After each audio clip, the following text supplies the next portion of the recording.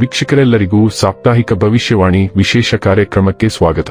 ಸ್ನೇಹಿತರೆ, ಆಗಸ್ಟ್ ತಿಂಗಳ ಕೊನೆಯ ವಾರದಲ್ಲಿ ಬುಧನ ಸಂಚಾರವು ಸಂಭವಿಸಲಿದೆ. ಬುಧನ ಈ ಸಂಚಾರವು ಈ ಅವಧಿಯಲ್ಲಿ ಸಿಂಹ ರಾಶಿಯಲ್ಲಿ ಆಗುವುದು. ಅಲ್ಲಿ ಈ ಮೊದಲೇ ಸೂರ್ಯನು ತನ್ನ ಚಲನೆಯನ್ನು ಮಾಡುತ್ತಿದ್ದಾನೆ. ಈ ರೀತಿಯಾಗಿ ಬುಧ ಸೂರ್ಯನ ಸಂಯೋಗದಿಂದಾಗಿ ಬುಧಾದಿತ್ಯ ರಾಜಯೋಗದ ನಿರ್ಮಾಣವಾಗುವುದು. ಇದರೊಂದಿಗೆ ಈ ವಾರ ಚಂದ್ರ ಗ್ರಹಣವೂ ಕೂಡ ಸಂಭವಿಸಲಿದೆ. ಹಾಗಾಗಿ ಆಗಸ್ಟ್ ತಿಂಗಳ ಕೊನೆಯ ವಾರವು ಜ್ಯೋತಿಷ್ಯದ ದೃಷ್ಟಿಯಿಂದ ಬಹಳ ಮಹತ್ವಪೂರ್ಣವಾದದ್ದಾಗಿದೆ. ಜೊತೆಗೆ ಆಗಸ್ಟ್ ತಿಂಗಳ ಈ ವಾರ ಗುರು ಕಟಕ ರಾಶಿಯಲ್ಲಿ ಚಲಿಸುವ ಮೂಲಕ ಹಂಸ ರಾಜಯೋಗದ ನಿರ್ಮಾಣವಾಗುವುದು. ಆದ್ದರಿಂದ ಈ ವಾರ 5 ರಾಶಿಗೆ ಸೇರಿದ ಜನರಿಗೆ ಅದೃಷ್ಟದಲ್ಲಿ ಭಾರೀ ಹೆಚ್ಚಳವಾಗುವುದು. ಈ ರಾಶಿಗಳಿಗೆ ಸೇರಿದ ಜನರು ಜೀವನದಲ್ಲಿ ಮುಂದೆ ಸಾಗಲು ಉತ್ತಮ ಅವಕಾಶಗಳನ್ನು ಪಡೆದುಕೊಳ್ಳುವರು ಮತ್ತು ಪ್ರೀತಿಯ ಜೀವನದಲ್ಲಿ ಸಂತೋಷ ನೆಲೆಸಲಿದೆ. ಆಗಸ್ಟ್ 24ರಿಂದ ಆಗಸ್ಟ್ 30ರವರೆಗಿನ ಕನ್ಯಾ ರಾಶಿಯವರ ಭವಿಷ್ಯವನ್ನು ತಿಳಿದುಕೊಳ್ಳೋಣ. ಈ ವಾರ ಕನ್ಯಾ ರಾಶಿಯವರ ಫಲಾಫಲಗಳೇನು, ಗ್ರಹಗತಿಗಳು ಹೇಗಿರಲಿವೆ, ಕೌಟುಂಬಿಕ ಸಾಮಾಜಿಕ ಜೀವನ ಹಾಗೂ ವ್ಯಾಪಾರ ವಹಿವಾಟು ಹೇಗೆ ನಡೆಯಲಿದೆ, ಅಲ್ಲದೆ ಯಾವೆಲ್ಲ ಸಮಸ್ಯೆಗಳು ನಿಮ್ಮನ್ನು ಈ ಸಾಪ್ತಾಹಿಕದಲ್ಲಿ ಕಾಡಲಿವೆ, ಅವುಗಳಿಗೆ ಪರಿಹಾರಗಳೇನು ಎಂಬುದನ್ನು ತಿಳಿಯಲು ಈ ವಿಡಿಯೋವನ್ನು ಸಂಪೂರ್ಣವಾಗಿ ವೀಕ್ಷಿಸಿ. ನೀವಿನ್ನೂ ನಮ್ಮ ಚಾನೆಲ್ ಸಬ್ಸ್ಕ್ರೈಬ್ ಮಾಡದೇ ಇದ್ದರೆ ಕೂಡಲೇ ನಮ್ಮ ಚಾನೆಲ್ ಸಬ್ಸ್ಕ್ರೈಬ್ ಮಾಡಿ.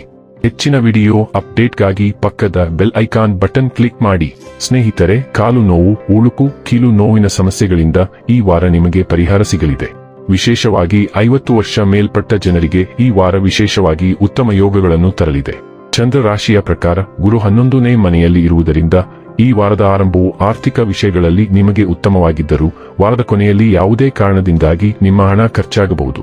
ಇದರಿಂದ ನೀವು ಚಿಂತಿತರಾಗುತ್ತೀರಿ. ಆದ್ದರಿಂದ ಆರಂಭದಿಂದ ಕೊನೆಯವರೆಗೆ ಸರಿಯಾದ ಕಾರ್ಯತಂತ್ರದ ಪ್ರಕಾರವೇ ನಿಮ್ಮ ಹಣವನ್ನು ಖರ್ಚು ಮಾಡಿ. ಈ ವಾರ ನಿಮ್ಮ ಕೌಟುಂಬಿಕ ಜೀವನದಲ್ಲಿ ಸಂತೋಷ, ಶಾಂತಿ ಮತ್ತು ಸಮೃದ್ಧಿಯನ್ನು ತರುತ್ತದೆ. ಇದರಿಂದಾಗಿ ನೀವು ಇಡೀ ಕುಟುಂಬದೊಂದಿಗೆ ಯಾವುದೇ ಧಾರ್ಮಿಕ ಸ್ಥಳಕ್ಕೆ ಅಥವಾ ಸಂಬಂಧಿಕರ ಮನೆಗೆ ಹೋಗಲು ಯೋಜಿಸಬಹುದು.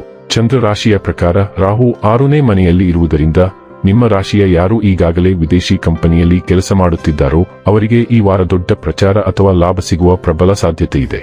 ಇದರಿಂದಾಗಿ ಕೆಲಸದ ಸ್ಥಳದಲ್ಲಿ ನಿಮ್ಮ ಹಿರಿಯ ಅಧಿಕಾರಿಗಳು ನಿಮ್ಮ ಕೆಲಸವನ್ನು ಶ್ಲಾಘಿಸುತ್ತಾರೆ ಮತ್ತು ಸಹೋದ್ಯೋಗಿಗಳು ಈ ಅವಧಿಯಲ್ಲಿ ನಿಮಗೆ ಪೂರ್ಣ ಬೆಂಬಲವನ್ನು ನೀಡುತ್ತಾರೆ. ಸಂಕ್ಷಿಪ್ತವಾಗಿ ಹೇಳುವುದಾದರೆ, ಈ ವಾರ ವಿದ್ಯಾರ್ಥಿಗಳಿಗೆ ಮುಖ್ಯವಾಗಿ ತಮ್ಮ ದೌರ್ಬಲ್ಯಗಳನ್ನು ಜಯಿಸಿ ಮುನ್ನಡೆಯುವ ಸಮಯವಾಗಿದೆ. ಆದ್ದರಿಂದ ಈ ಸಮಯದಲ್ಲಿ ನಿಮ್ಮ ಬಲ ಮತ್ತು ದೌರ್ಬಲ್ಯ ಎರಡನ್ನೂ ನೀವು ನಿರ್ಧರಿಸಬೇಕು ಮತ್ತು ಸಮಯಕ್ಕೆ ಅನುಗುಣವಾಗಿ ನಿಮ್ಮ ಕಠಿಣ ಪರಿಶ್ರಮಕ್ಕೆ ಸರಿಯಾದ ವೇಗವನ್ನು ನೀಡಬೇಕು.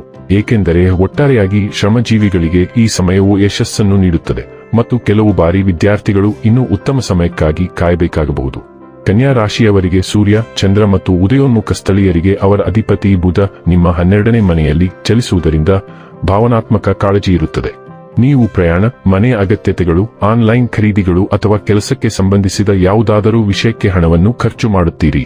ನೀವು ವಿದೇಶಿ ಕಂಪನಿ, ವಿದೇಶಿ ಸಂಪರ್ಕ, ಆಸ್ಪತ್ರೆ, ಸಂಸ್ಥೆ ಅಥವಾ ಸರ್ಕಾರಿ ಇಲಾಖೆಯೊಂದಿಗೆ ವ್ಯವಹರಿಸುತ್ತಿದ್ದರೆ ನಿಮಗೆ ಪ್ರಮುಖ ಸಂವಹನ ಸಿಗುತ್ತದೆ. ಪರದೆಯ ಹಿಂದೆ ಕೆಲಸ ಮಾಡುವ ಜನರು ಸಹ ನಿಮ್ಮ ಕೆಲಸದಲ್ಲಿ ಹೆಚ್ಚು ತೊಡಗಿಸಿಕೊಳ್ಳುತ್ತಾರೆ ಮತ್ತು ಗೌಪ್ಯ ಚರ್ಚೆ ನಡೆಯುತ್ತದೆ. ವಿದೇಶದಲ್ಲಿ ಅಥವಾ ದೂರದ ಸ್ಥಾನವನ್ನು ಹುಡುಕುತ್ತಿರುವವರು ತಮ್ಮ ಪ್ರಯತ್ನಗಳಲ್ಲಿ ಚಲನೆಯನ್ನು ನೋಡುತ್ತಾರೆ. ನಿದ್ರೆಯ ಮಾದರಿಗಳು ಸಹ ಬದಲಾಗುತ್ತವೆ ಮತ್ತು ನೀವು ಹೆಚ್ಚು ಶಾಂತ ಸಮಯದ ಅಗತ್ಯವನ್ನು ಅನುಭವಿಸುವಿರಿ. ಆರೋಗ್ಯ, ಪ್ರಯಾಣ ಅಥವಾ ವೈಯಕ್ತಿಕ ಅಗತ್ಯಗಳಿಗೆ ಸಂಬಂಧಿಸಿದ ಕೆಲವು ವೆಚ್ಚಗಳು ಸಹ ಉದ್ಭವಿಸುತ್ತವೆ. ತುಲಾ ರಾಶಿಯಲ್ಲಿ ಶುಕ್ರ ಸಂಚಾರವು ಖಂಡಿತವಾಗಿಯೂ ಹೆಚ್ಚಿನ ಹಣವನ್ನು ತರುತ್ತದೆ, ಆದರೆ ಖರ್ಚುಗಳು ಸಹ. ಕುಟುಂಬ ಸಭೆ ನಡೆಯುತ್ತದೆ ಮತ್ತು ಮನೆಯಲ್ಲಿ ಸಂಭಾಷಣೆಗಳು ಸ್ವಲ್ಪ ದೂರ ಅಥವಾ ತಪ್ಪು ತಿಳುವಳಿಕೆಯ ನಂತರ ಬಿಸಿಯಾಗುತ್ತವೆ. ನಿಮ್ಮ ತಕ್ಷಣದ ಪರಿಸ್ಥಿತಿಯನ್ನು ಸುಧಾರಿಸುವ ಹಣ, ಪಾವತಿ ಅಥವಾ ಆರ್ಥಿಕ ಬೆಂಬಲವನ್ನು ಸಹ ನೀವು ಸ್ವೀಕರಿಸುತ್ತೀರಿ. ಹಣಕಾಸು, ಸೌಂದರ್ಯ, ಐಷಾರಾಮಿ ವಸ್ತುಗಳು, ಆಹಾರ ಅಥವಾ ಗ್ರಾಹಕರನ್ನು ಎದುರಿಸುವ ಪಾತ್ರಗಳಲ್ಲಿ ಕೆಲಸ ಮಾಡುವವರು ಉತ್ತೇಜಕ ಬೆಳವಣಿಗೆಗಳನ್ನು ನೋಡುತ್ತಾರೆ. ಹೊಸ ಉದ್ಯೋಗ ಅಥವಾ ಸ್ವತಂತ್ರ ಯೋಜನೆಯನ್ನು ಪಡೆಯುವ ಸಾಧ್ಯತೆಗಳು ಖಚಿತ.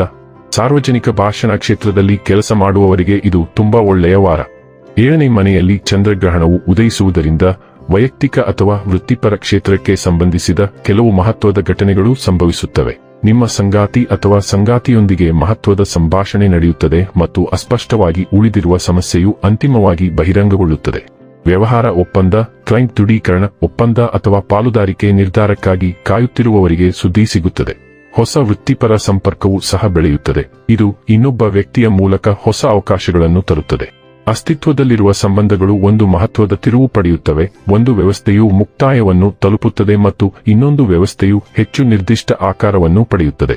ಸಂಬಂಧದ ಸಮಸ್ಯೆಗಳನ್ನು ಪರಿಹರಿಸಲು ಮತ್ತು ಮುಂದೂಡಲ್ಪಟ್ಟ ಕೂಟಗಳಿಗೆ ಹಾಜರಾಗಲು ಇದು ಒಳ್ಳೆಯ ಸಮಯ. ಇನ್ನು ಕೊನೆಯದಾಗಿ ಮಾಡಿಕೊಳ್ಳಬೇಕಾದ ಉಪಾಯಗಳ ಕುರಿತು ನೋಡುವುದಾದರೆ ಬುಧವಾರದ ದಿನ ಹಸಿರು ಬಣ್ಣದ ಬಟ್ಟೆ ಮತ್ತು ಬಳೆಗಳನ್ನು ಮಂಗಳಮುಖಿಯರಿಗೆ ದಾನ ಮಾಡಿ, ಇದರಿಂದ ಬುಧ ಗ್ರಹವು ಬಲಗೊಳ್ಳುವುದು.